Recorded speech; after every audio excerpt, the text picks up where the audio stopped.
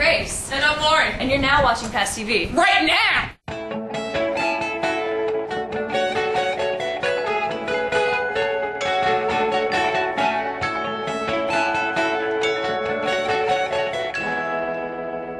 Comes and goes like it fits and disappears like the weather, and it blows like you know.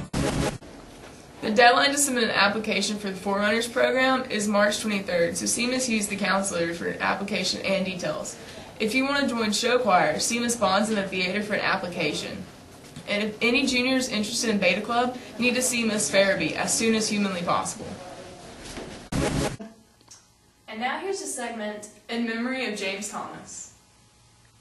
Sail on across the sky, see you on the other side. You help me so much, I'm much obliged. I never got to thank you. Sail on across the sky, soldier up and dry my eyes. I wish that I got to hold you, but I'm just glad that I... Man, I'm not doing anything this spring break. I'm going to a horse show. What are you doing? I don't know. Well, let's ask them. Okay. Everybody's looking for love. I'll sleep late, I will go see a movie or two, and I'll watch the NCAA basketball tournament starting on Thursday. For spring break, I'm gonna have my baby a birthday party. Yeah, spring break. For spring break, I'm gonna go camping. I'm going to China this spring break, and I'm gonna learn Chinese calligraphy. My dad gets his money on time, then I might be going to Chicago to see my brother that I ain't seen in like 7 years. Basically, that's it. Okay. I am going camping with my best friend Kelsey in Gordo in the country. For spring break, I'm going to Dallas, Texas with my bestest friend Heather. And to start my spring break, I'm going to Tennessee with me and my friends. And I have no idea, just party today. Okay.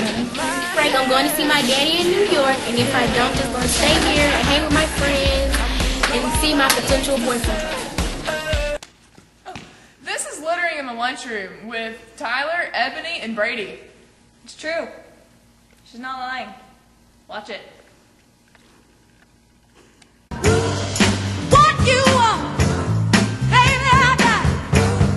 What you need, you know I got it. All I'm asking is for a little respect, just a little bit, hey, baby, just Where is the breakfast? Hello, we're in our lunchroom with two of our fine custodians.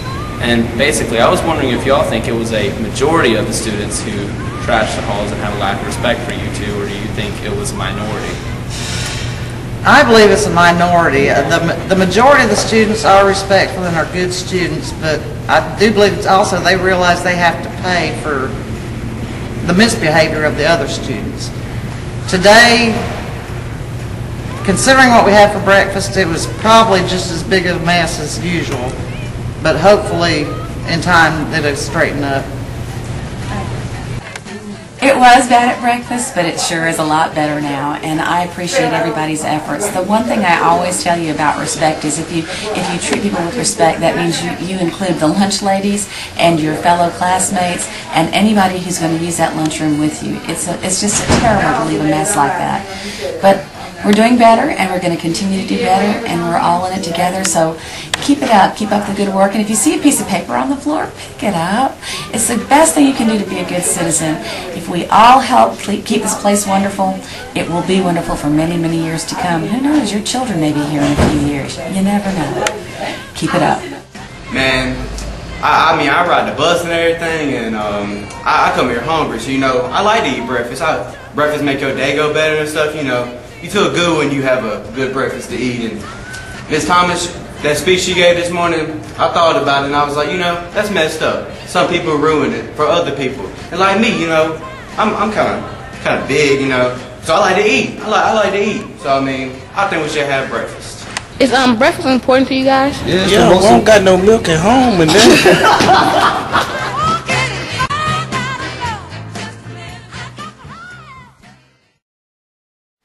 So do you feel safe in the hallways? No, sometimes it's like really crowded. Like right now? Yeah.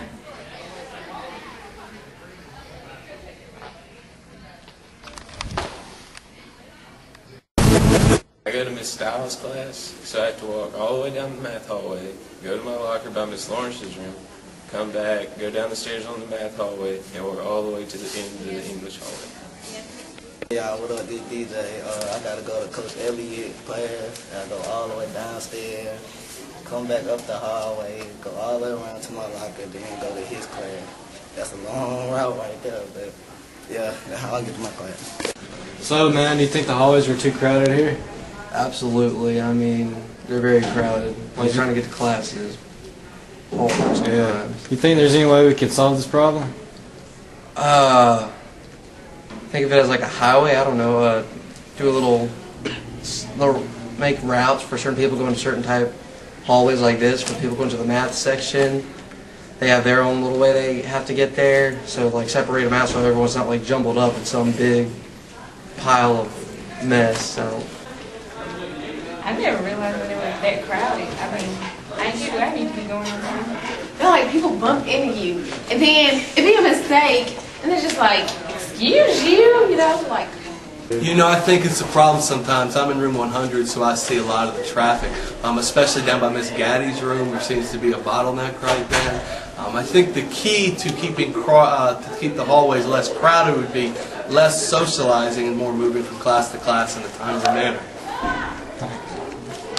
Well, we certainly have a problem with it between certain classes. This area in particular is very crowded in between first and second and third and fourth. And I think it's just because this is a heavy intersection for upstairs and downstairs. But I think the way that we can fix it, one of the best ways to fix the problem is to have the students keep moving right along. They can't just hang out and this is not a good area to hang out. The problem is that kids on the English hall are trying to push their way through the English hall up to the math hall stairway. Kids on the history hall are doing the exact same thing. You need to remember, there are two staircases. Just both. This is the teacher feature with Miss Barnes, with Mr. Pettis, and Miss Evans. Exactly.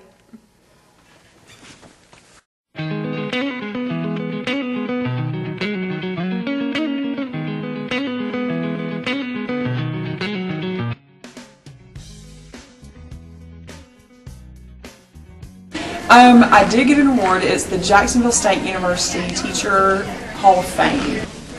And how did you get this? Well, I was first of all nominated here at the school by my colleagues, and then it went to the county level, and then I had to go through an interview process, and then the county board, along with some other representatives, nominated me to represent the county for the award. So now it's in the state runoff.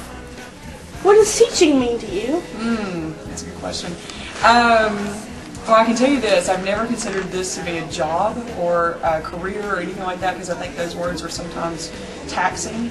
I really think of this as just something that I enjoy doing, and every day when I come here, the students make me laugh and things like that. So I guess teaching means having a good time, learning some stuff along the way, and making an impact in people's lives.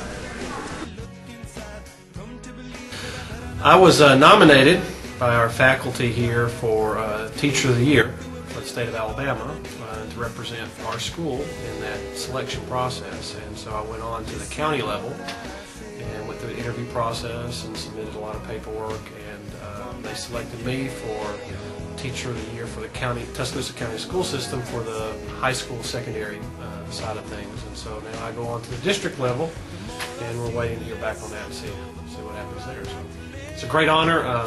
Very humbled by the rest of my faculty for even nominating me, considering this is only my 4th year here, and I don't feel very deserving of the honor, but appreciate it nevertheless.